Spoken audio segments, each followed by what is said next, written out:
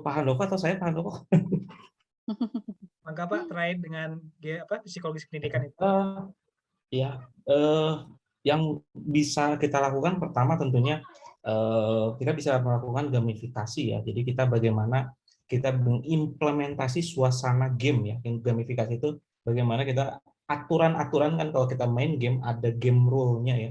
Bagaimana kalau misalkan kita bermain Mario Bros, kalau kita ngambil koin maka skor bertambah, poin bertambah. Kalau misalkan dapat jamur menjadi seperti apa, kalau misalkan dapat bintang seperti apa, itu adalah game rule-nya. Nah, bagaimana kita membuat strategi pembelajaran yang menyenangkan.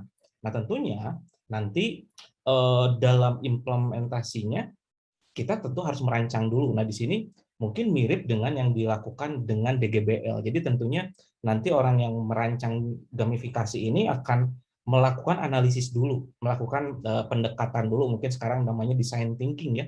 Jadi kita melihat dulu kondisi sekolahnya seperti apa, karakteristik siswanya bagaimana, terus targetnya, goalsnya secara kurikulum bagaimana, materi apa saja yang kesulitan, tentu itu harus dibahas terlebih dahulu, sehingga kita bisa mengemas, entah itu sampai kita membuat sebuah game, atau kita hanya merancang permainan gitu ya, permainan di dalam pembelajarannya yang menarik itu seperti apa. Karena definisi menarik tentunya setiap orang berbeda. Jadi kita harus melihat dulu karakteristik dari siswanya. Biasanya kita akan menanyakan dulu, senangnya bermain game seperti apa? Atau familiarnya gamenya game apa yang suka dimainkan. Tentunya dari situ kita akan melihat, oke, karakteristiknya seperti A, mungkin kita bisa merancang permainannya dengan seperti A, B, C, dan D. Dan mungkin kita bisa merekomendasikan juga game-game yang sudah ada di online atau penggunaan quizzes atau Kahoot atau mungkin Wakul gitu ya untuk mendukung hal tersebut. Jadi yang bisa kita lakukan tentunya mengimplementasi gamifikasi tadi, tapi kita melihat dengan kondisi karena sekolah berbeda-beda di Indonesia, tentunya kita harus memahami karakteristik siswanya, bagaimana di sekolahnya. Misal kita bikin aplikasi game mobile, kan kita juga harus tahu apakah di sekolah tersebut memperbolehkan siswanya membawa handphone. Itu pun kan harus kita perhatikan gitu ya, sehingga saat kita membuat produk game tentu bisa dimanfaatkan jika sudah beres. Tapi kalau tidak kan itu sama aja bohong. Jadi tentunya kita harus melakukan analisis terlebih dahulu sehingga kita bisa merancang permainan atau gamifikasi yang tepat untuk kegiatan belajar di sana. Seperti itu mungkin dari saya. Iya, ini berkaitan sekali ya, Pak Fajar dengan pertanyaan kedua dari Pak Ade, bahwa, dalam mengkolaborasikan game dalam pembelajaran di sekolah dasar itu perencanaan pembelajaran pelaksanaannya dan asesmen yang tepat itu seperti apa, tadi seperti yang Pak Fajar sebutkan tadi ya, Pak, ya. Jadi kita harus analisis dulu ya, dengan karakteristiknya. Misalkan ini kan di sekolah dasar nih, Pak Fajar. Kadang kalau kita untuk karakteristik, siswa, SMA, mahasiswa, itu kan mudah mudah lebih ini ya. Nah, kalau untuk, anak SD nih, itu gimana asesmen yang tepat itu seperti apa? Apakah memang, game yang tadi harus dianalisis dulu atau seperti apa, Pak Ya, kalau Fajar? dari pengalaman saya tentunya tadi ya kita melakukan eh, apa pengenalan dulu gitu. Siapa nanti calon usernya. Bahkan kita sampai menurunkan ke level terbawah karakter apa yang tepat. Karena kita juga harus menggunakan karakter yang memang menurut mereka menarik gitu ya. Karena kan kalau anak di SD itu bisa dibilang mereka akan sangat maksudnya akan sangat senang jika permainannya sesuai dengan yang mereka sukai gitu ya. Sehingga kita harus merancang kira-kira sukanya yang seperti apa. Jadi kita bikin berbagai macam karakter, desain karakter. Apakah misalkan senangnya wayang, Iya, jangan sampai misalkan kita pakai wayang, tadinya ingin mengenalkan karakter wayang, tapi ternyata anak-anak nggak kenal, malah takut dengan karakternya karena ngelihat Semar, mungkin yang iya, badannya hitam mukanya putih, atau misalkan ngelihat kalau di Sunda ada cepot yang mukanya merah, jangan-jangan jadi takut nggak mau main gitu ya. iya, Sehingga iya. kita harus sampai turun juga, apakah karakternya tepat gitu. Itu pun harus kita pikirkan karena memang itu akan berkaitan sama tadi psikologi edukasi gitu. Apakah mereka senang gitu menikmati di dalam karena kalau kita bermain di dalam game seakan-akan kita masuk ke metaverse gitu ya, dunia lain. Jadi kita harus membuat mereka nyaman di lingkungan ya yang ada di dunia game itu. Jadi sampai detail ke karakter-karakternya seperti itu. Iya, baik Pak Fajar. Terima kasih banyak nih Pak Handoko. Mungkin ada yang mau ditambahkan karena tadi berkaitan sekali ya. Tadi kan Pak Handoko sempat menyebutkan Minecraft gitu kan ya. Sedangkan anak SD sekarang tuh udah main Minecraft gitu, Roblox dan sebagainya gitu kan. Nah, itu gimana nih cara kita gitu ya para praktisi nih? Baik, jadi betul yang dikatakan Pak Fajar tadi ya. Pertama, sebelum penerapan itu kita harus mengadakan analisis dulu ya terhadap target penggunanya yaitu siswa gitu ya. Tentunya ada perbedaan demografi antara siswa SD, terus SMP, SMA itu ada perbedaan, baik dari sisi estetika, dalam karakter, tingkat penyampaian materi dalam gamenya dan lain sebagainya. Nah, memang untuk zaman sekarang anak-anak SD itu sudah banyak yang expert ya, kalau bisa dikatakan di dalam main game. Itu seharusnya menjadi lebih mudah kita menerapkan digital game gitu ya, digital game di dalam alat bantu ajar untuk mengajarkan materi-materi yang selama ini mungkin luput di mereka untuk dipahami gitu. Gitu Mbak Lisa. Iya, iya Pak Handoko, betul sekali ya. Jadi kita pun sebenarnya sebagai praktisi juga harus mendalami dulu ya, menganalisis dan mendalami secara sisi psikologis, karakteristik dari apa user kita yang mau kita tampilkan gitu ya, mau kita berikan pembelajaran seperti apa. Nah, ini juga ada pertanyaan di mana ini mungkin berkaitan ya, 2 pertanyaan ini. Bahwa yang pertama nih dari Pak Adnan ya, bahwa tolong berikan tips-tips agar anak bisa memanage waktu sehingga tidak keseringan begadang karena kasihkan bermain game. Akibatnya di sekolah ketika tatap muka itu mengantuk dan para orang tua atau guru itu kadang menyerah untuk menasehati para murid-murid yang seperti ini. Nah, itu yang pertama. Yang kedua, bagaimana memasukkan pembelajaran game tetap efektif tapi tidak membuat anak kecanduan game. Nah, itu ya. Jadi ini tentang kecanduan gamenya sendiri gitu loh, Pak Pak Fajar, Pak Handoko. Nah, ini bagaimana baiknya kita sebagai praktisi maupun sebagai orang tua? Oke, mungkin menjawab yang pertama ya, kalau kita lihat polanya gitu ya, kenapa anak-anak lebih senang bermain game di malam hari? Karena disitulah waktu yang kosong, mungkin ya kita bisa bilang waktu yang kosong setelah mengerjakan tugas atau kegiatan sehari-hari, keluarganya udah pada tidur, mereka sudah punya me time gitu ya, bahasa sekarang mungkin me time, dan mereka bisa quality time dengan temannya. Jadi mereka mencari waktu di idle time tersebut gitu, yang kita sebutnya idle time gitu, karena sudah beristirahat dari rutinitas. Nah, hal tersebut memang menjadi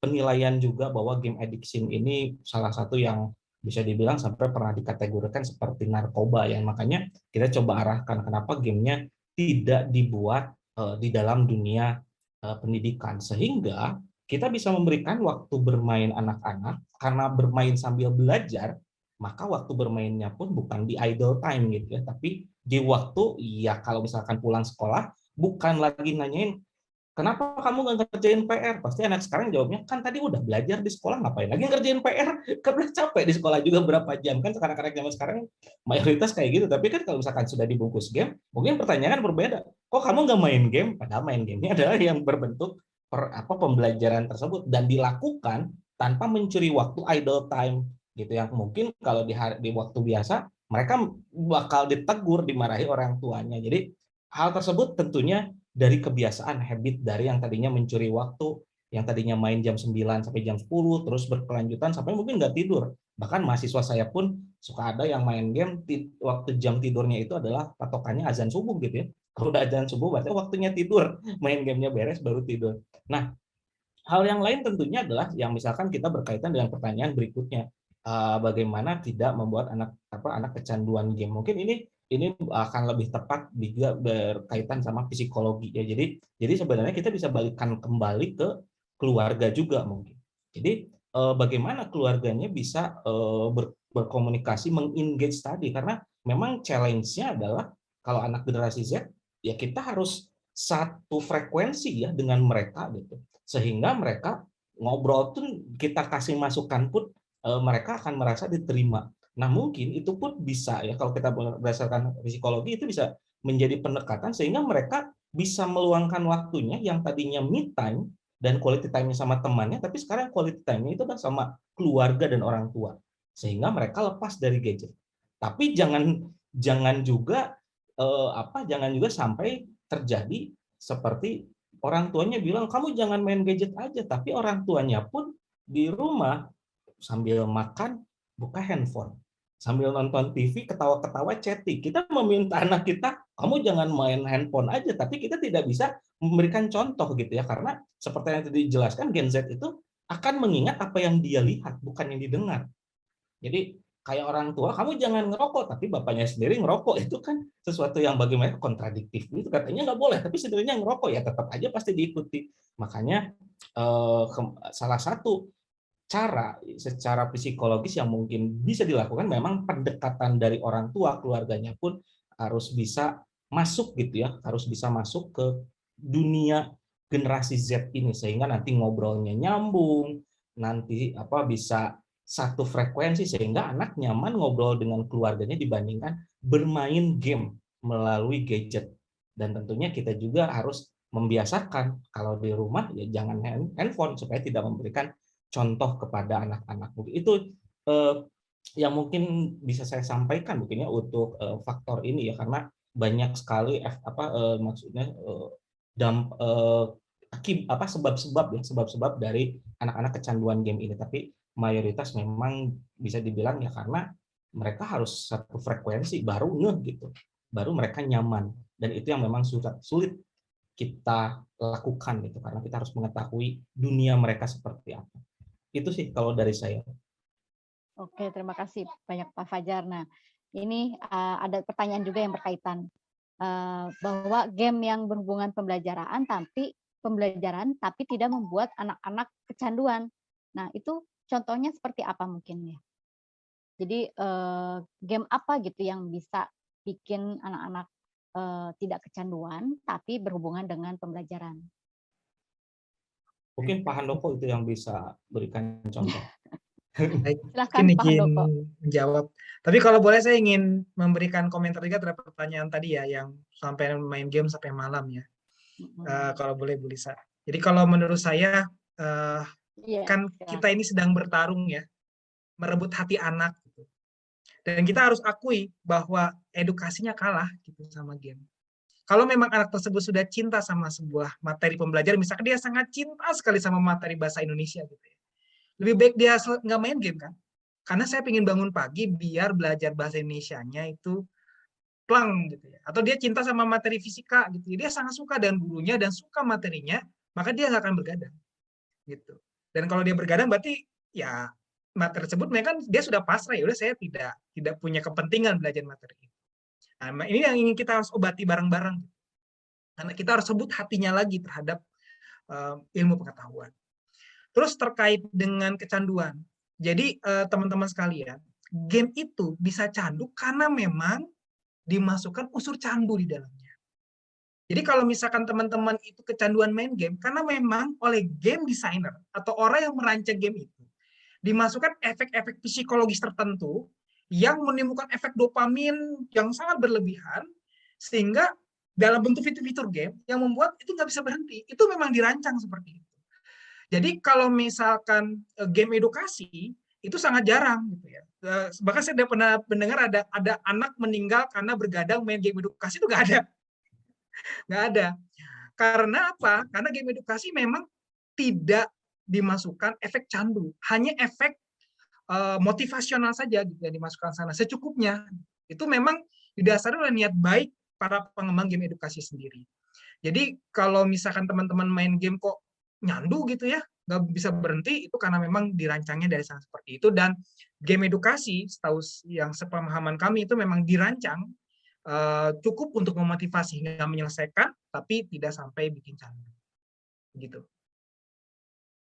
Oke, baik baik Pak Handoko, terima kasih banyak. Jadi memang, perbedaannya itu ya, kalau memang suatu games itu memang dibuatnya memang seperti itu, dibuat candu gitu ya. Tapi game untuk dalam, belajar itu memang kita hanya, membuat mahasiswa atau siswa itu menjadi tertantang dan ingin menyelesaikan, tapi tidak sampai membuat candu, seperti itu ya, Pak, ya? Oke, terima kasih banyak, untuk yang bertanya tadi dan ada juga pertanyaan nih, 2 pertanyaan yang sangat berkaitan ya. Software seperti apa yang bisa digunakan untuk membuat game yang hasil output-nya itu bisa di-upload atau diimplementasikan ke dalam e-learning? Nah, ini ada juga pertanyaannya hampir sama, apakah ada tools yang sederhana yang bisa membuat pengajar atau praktisi untuk membangun, mengimplementasi konsep gamifikasi ini dalam pengajaran? Silakan. Maka Pak Handoko mungkin ya yang LMS. Tapi Ya, untuk yang sederhana mungkin saya jawab terlebih dahulu untuk Kang Rindi. Ya. Tools yang sederhana saat ini kita bisa bermain dengan yang namanya Scratch ya. Scratch itu bagaimana kita membuat game yang sederhana. Dan di awal perkuliahan di kampus saya juga menggunakan Scratch untuk mengenalkan dunia pemrograman. Dan berdasarkan penelitian bahwa di Amerika sana atau di Eropa, Scratch ini memang sudah dikenalkan di elementary school ya, di SD kelas 3. Jadi anak-anak dikenalkan Scratch dan guru-gurunya pun membuat media ajar dengan Scratch yang sederhana itu sehingga anak-anak belajar dengan bermain gitu. Dan Ya, iya, Scratch hasilnya ini berdasarkan penelitian ya, Scratch ini hasilnya kayak yang di coding-coding itu ya, Pak Fajar ya? ya, jadi sistemnya drag and drop gitu ya, cuma Drag nggak and kita drop, nggak ya, iya. mengetikkan, kita tinggal milih karakternya, terus drag and drop secara alur programnya, terus nanti tinggal di run, anak-anak tinggal menikmati gitu ya, oh ini hasilnya gimana gitu kan, jika nilai A dirubah, nilai B dirubah, hasilnya seperti apa misalkan. Dan berdasarkan penelitian bahwa penggunaan Scratch atau permainan ini bisa dibilang eh, perbandingan antara PTK atau penilaian tindakan kelas yang tidak menggunakan dengan yang menggunakan itu berbeda gitu ya. Yang menggunakan itu bisa dibilang 40% mereka lebih baik dalam memahami dan juga dalam mencari solusi yang tepat dalam sebuah soal gitu ya, studi kasus. Jadi 40% lebih baik. Itu berdasarkan studi yang dilakukan. Makanya di kita di IT informatika ada yang namanya code.org gitu. Itu bagaimana kita mengajarkan pelajaran di informatika dengan game. Itu dibuatnya sama Steve Jobs, Mark Zuckerberg, atau tokoh-tokoh IT lah. Dimana kita bermainnya seperti pakai Angry Bird, tokoh-tokoh Plant versus Zombie, bahkan ada Frozen dan lain-lain untuk belajar gitu ya, supaya tapi menyenangkan agar ya itu mengawali dulu dari menyenangi lalu timbul penasaran, dari situlah mereka akan lebih senang untuk belajar. Itu untuk yang game-game sederhana gitu ya. Untuk game yang langsung bisa terkoneksi dengan LMS mungkin Pak Handoko yang bisa menjawab. baik. Terima kasih Pak Fajar. Mungkin saya ingin melengkapi dari sisi yang pengembangan atau developer ya. Kalau misalkan untuk pengembangan developer sangat mungkin bisa yang sederhana pakai game maker gitu ya, yang sederhana seperti itu. Mungkin bagi yang developer kebayang lah game maker seperti apa. Namun kalau misalkan pingin serius, karena tadi kan kata Pak Fajar juga yang sudah dijelaskan Pak Fajar bahwa sangat mungkin implementasi daripada DGBL ini kan terapkan pada berbagai macam bentuk ya. Bisa diterapkan di web yang embed dengan LMS, bisa di mobile, bisa di desktop yang dipasang di lab gitu ya. Sesuai dengan kondisi dan kebutuhan masing-masing sekolah. Maka daripada itu saran saya untuk para developer yang mau terjun ke game edukasi itu paling tidak bisa pakai Godot Engine maupun Unity Engine gitu ya. Langsung saja ke sana karena engine-engine yang cukup mature seperti itu memang learning curve-nya atau proses pembelajarannya memang awalnya cukup banyak ya pelajarin, tapi sangat sangat worth it lah gitu ya. Sangat oke gitu kalau misalkan bisa menguasai itu karena nanti teman-teman semua memiliki akses untuk deploy atau memasang produk game edukasinya ke berbagai macam platform mulai dari mobile, desktop hingga web yang terintegrasi dengan LMS. Mungkin begitu. Oke, baik. terima kasih banyak. Tadi menyinggung, ada aplikasi untuk membuat tools yang sederhana itu ada kelas, ada Scratch itu ya, Pak.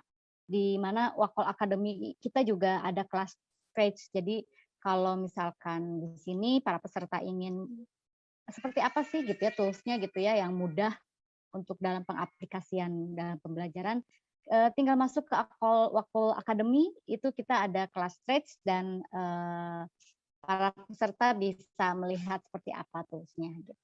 Oke, terima kasih. Mungkin ada Pak Umbu, Pak Umbu Tunggul ya, Pak? Bapak tadi raise hand, mohon maaf ya saya tadi membacakan dulu chat pertanyaan yang di awal. Silakan mungkin Pak Umbu, mau ada yang ditanyakan? Saya persilahkan. Oke, ya saya perkenalkan nama saya Umbu Tunggul Tikawanda dari Wengapu, Sumba Timur, NTT. Saya senang Jauh ikut ini. sekali. Salam. Iya, Salam buat teman-teman di sana. saya begini, kapan hari saya scroll Facebook, terus ada nih pemanfaatan game online untuk pendidikan. Nah, saya seorang tenaga pendidik, seorang dosen dan kaprodi untuk jurusan pendidikan agama Kristen. Saya lihat nih ada STT Lampung nih, itu satu semua. Jadi saya adalah pemain game. Kaget.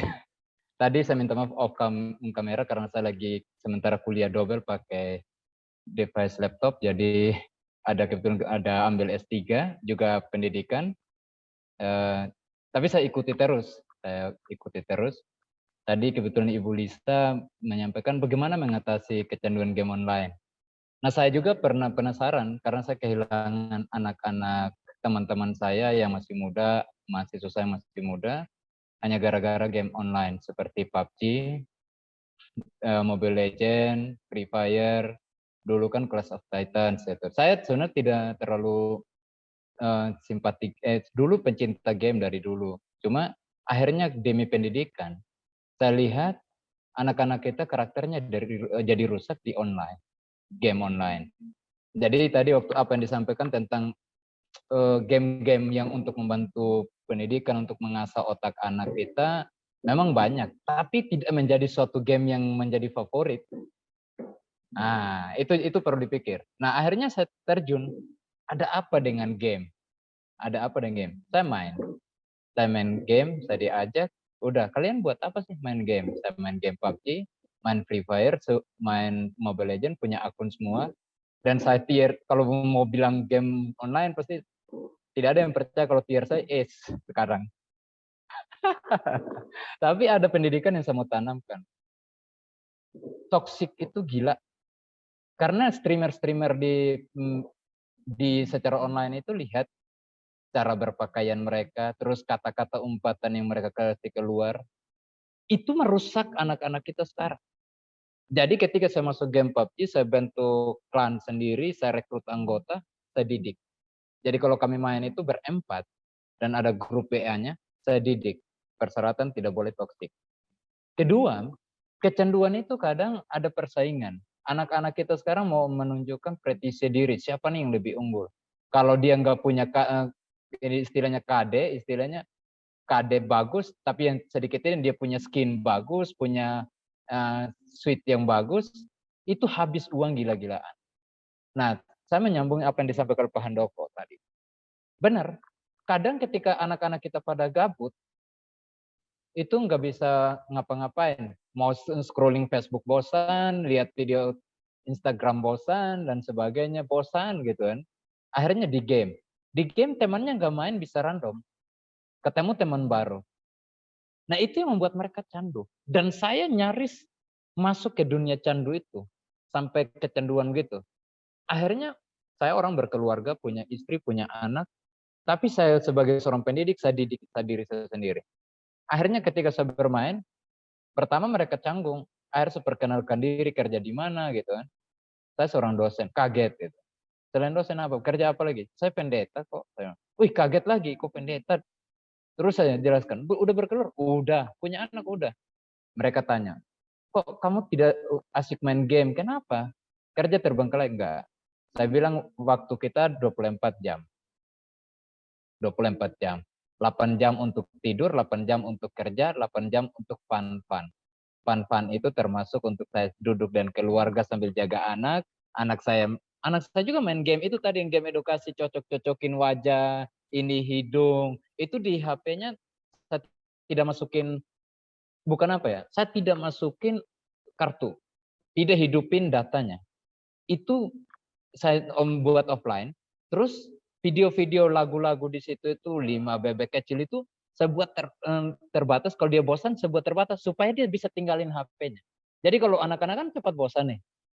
Jadi dia nonton ulang-ulang, dia main game ulang-ulang, dia tinggalin. Nanti lagi kalau dia punya waktu untuk kita cerita, anak saya masih kecil. Waktu dan mama-mamanya dan adik-adiknya bisa bermain dengan teman-teman sebaya. Sengaja. Tapi kalau kita biarkan anak kita itu sampai hidup datanya kasih terus bermain, kecanduan.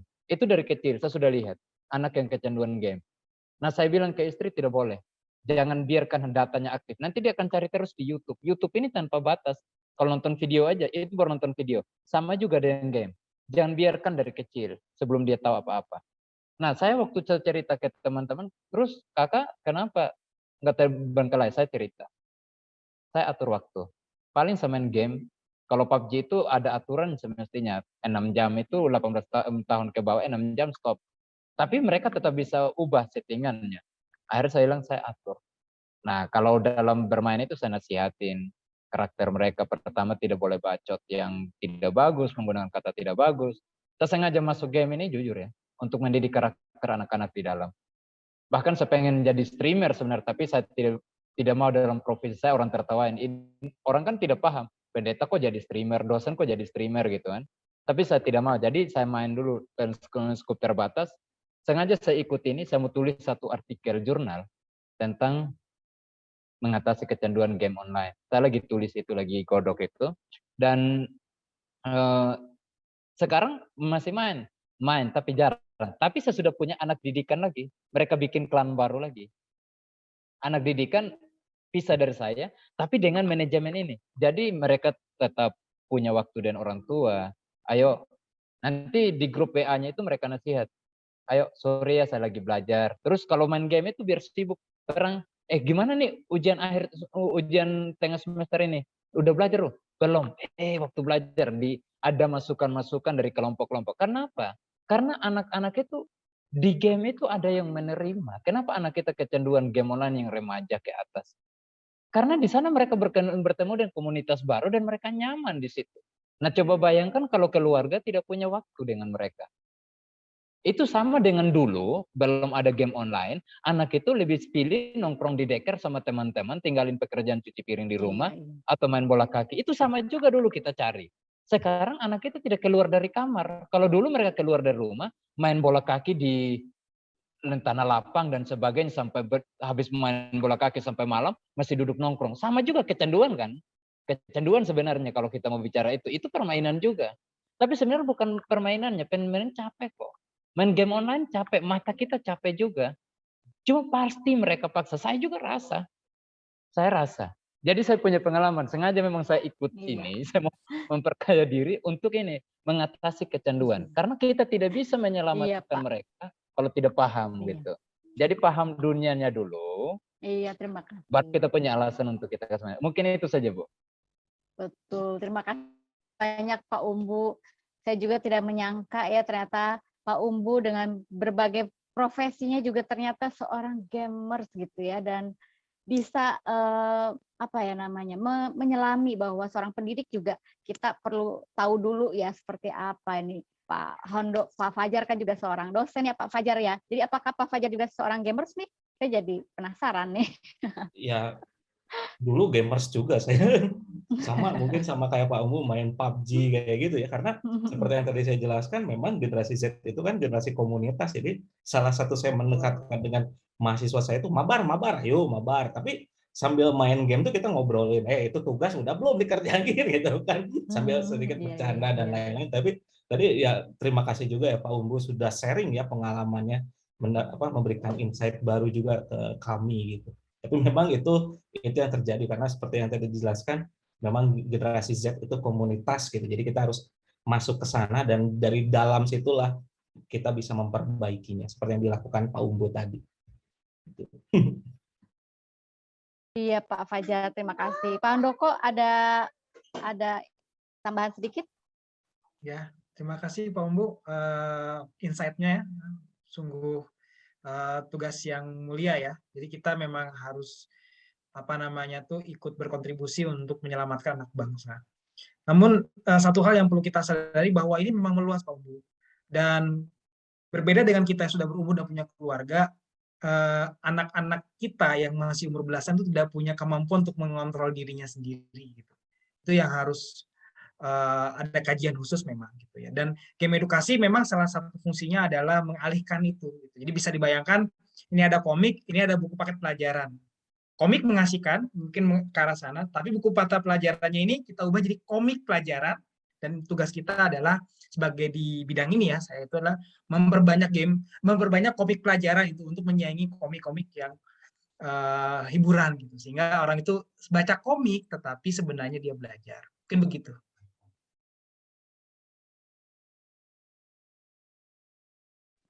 Ya, terima kasih banyak Pak Handoko, Pak Fajar. Mungkin ada satu pertanyaan lagi yang tadi saya terlewat ya Pak ya. Sebenarnya sih ini tadi kita bahas juga sempat disinggung gitu ya bahwa seperti ada dari ini mahasiswa nih STP katanya bagaimana nih Rin, hambatan dan rintangan saat kita melakukan pembelajaran dengan bermain game, karena kita tahu bahwa tidak semua anak bisa menangkap dan memahami ketika menggunakan proses pembelajaran seperti game ini.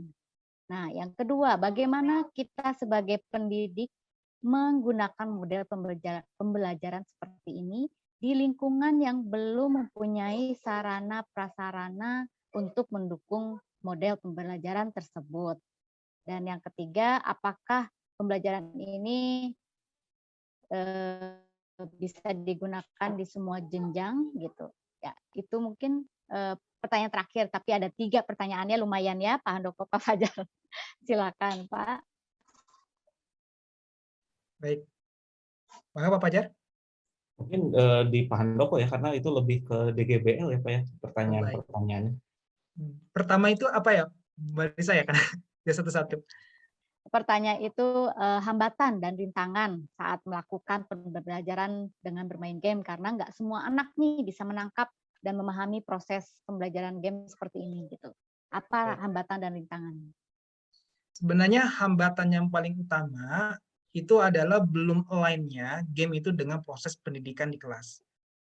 Game itu baru optimal digunakan jika memang diadopsi sebagai rangkaian pembelajaran materi di kelas, sehingga nanti guru ikut mengevaluasi, sehingga nanti siswa mendapatkan 2 feedback daripada gamenya, dan jika masih belum paham, penjelasan daripada gurunya, di mana siswa sudah memiliki pemahaman awal dari bermain game untuk kemudian dijelaskan lebih lanjut oleh guru. Jadi memang idealnya game ini digunakan sebagai prerequisite sebelum belajar. Jadi ini ada game nih, silakan mainkan dulu. Nanti hasilnya kita bahas di kelas. Gitu. Yang kedua apa Mbak? Yang kedua, bagaimana sebagai pendidik ya menggunakan model pembelajaran seperti ini, karena di lingkungan yang belum mempunyai sarana prasarana untuk mendukung model pembelajaran tersebut. Oke. Memang yang paling ideal itu sudah include daripada kebijakan sekolah. Sebagaimana tadi di SMA Pintar Lajuardi ya, Ibu ya, yang sudah mendukung game. Itu sangat bagus sekali. Jadi, namun Bapak Ibu sekalian sebagai tenaga pendidik pun sangat bisa mengimplementasikan secara mandiri. Begitu. Caranya bagaimana? Saran saya adalah Bapak Ibu baca paper-paper atau penelitian terkait dengan pembelajaran di di materi yang Bapak Ibu ajarkan. Jadi misalkan game yang digunakan untuk belajar matematik kelas 3 SD, insya Allah sudah ada di Indonesia yang buat itu gitu. Karena kan sejarah panjang DGBL itu sudah sangat panjang ya. Nanti Bapak Ibu silakan pelajari caranya gimana, dan itu biasanya dari mulai ada persiapannya, terus sehingga evaluasi pembelajarannya seperti apa, sehingga Bapak Ibu punya gambaran, oh orang lain menerapkan seperti ini, saya adopsi seperti ini di kelas. Seperti itu Bu. Oh, Oke, mungkin saya terima bisa kasih. menambahkan ya Mbak Lisa. Ya, Jadi silakan, silakan.